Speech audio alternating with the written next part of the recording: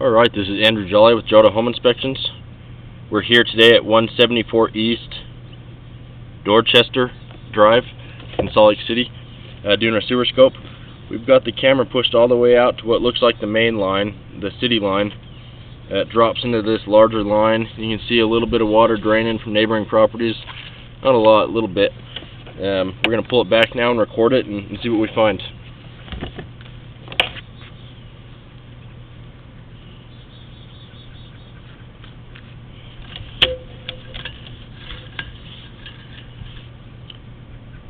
So first thing I look at is this nose-on connection. This is a connection where it goes from your lateral line into the city line. And it looks like you have a good drop into the city line. A lot of times it's not high enough and it doesn't create very good drainage. Looks like you might have a clean out right there. If you look at that hole at the top of the line, that might be a clean out. I didn't see it out in the yard yet. Sometimes they're buried to where you can't see them. They can be hard to find. But it's good when you do have those installed because it's another access point if you do have to have the line worked on or cleaned out.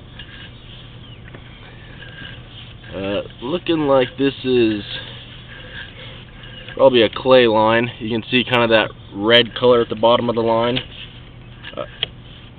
Clay comes in 3 to 4 foot sections, and one of the downsides with clay is it can separate and you can get offsets where you, as the water's draining and the solids are draining, you can get caught on those offsets.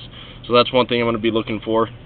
Right here already we're seeing a root coming through one of the joints. Once you have roots, you're always going to have them, but one thing you can do to prevent a backup is to have it maintained and have them cleaned out. And they can either hydro-jet it, where they blast them out with high-pressure water, or they can cable it and clean it out with this drain snake. One benefit of having it jetted out is they'll usually record it for you and show you that they've gotten it all out. That is something I'd recommend having done now, and that'll prevent a backup in the future.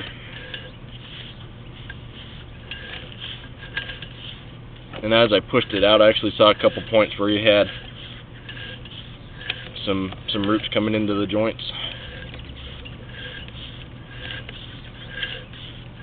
I accessed this today through the roof vent. You have a main plumbing stack that goes through the roof, and that's where I'm at now. There's some more roots right here. If you look at the bottom of the screen, you have a little bit of an offset where that clay hits the line. Well, actually that might not be an offset. That actually might just be a discoloration on the root. I'm not 100% sure. Either way, it's another spot that you want to have cleaned out so that solids don't catch on that. Otherwise it can lead to a backup. This one's a lot worse. You can see where my camera kind of punched through and made a hole. But that's creating a web right there of roots, and if you flush toilet paper or solids down, there's a high likelihood that that's going to catch and lead to a backup. Once something catches, it'll just block it up more, and then as the water is ran, it'll just fill that line up until it fills all the way up to your house and starts backing up out of your lower drains, whether that be a toilet downstairs or a floor drain. So there's a fair amount of cast iron. A lot of times this is ran underneath the house. That's likely original pipe. Same with the clay. The clay is probably original as well. But the downside with cast iron is that it'll flake and get very thin and just continue to flake and eventually need to be replaced. And so there's not really a good way to know when that'll need to be done just by looking at the inside of the line. This one's looking fairly smooth, which is a good indication. You want to be careful not to flush things down the line that you don't need to, like wet wipes or feminine hygiene products. Those can get caught on the cast iron, and that can lead to a backup. But again, cast iron will eventually need to be replaced, or at least have a liner blown in. One option you have today is to have a liner blown in, and that is like a sleeve, and that is similar to getting a new pipe installed, except without all the hassle of digging up the line. It costs a little bit less as well, which is a good benefit.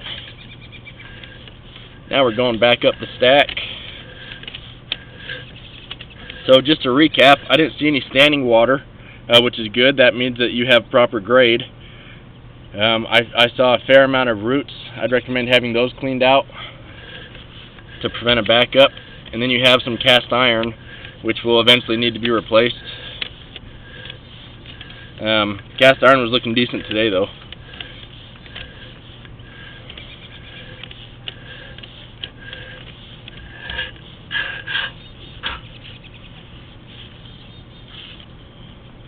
Alright, I'm going to end this recording now.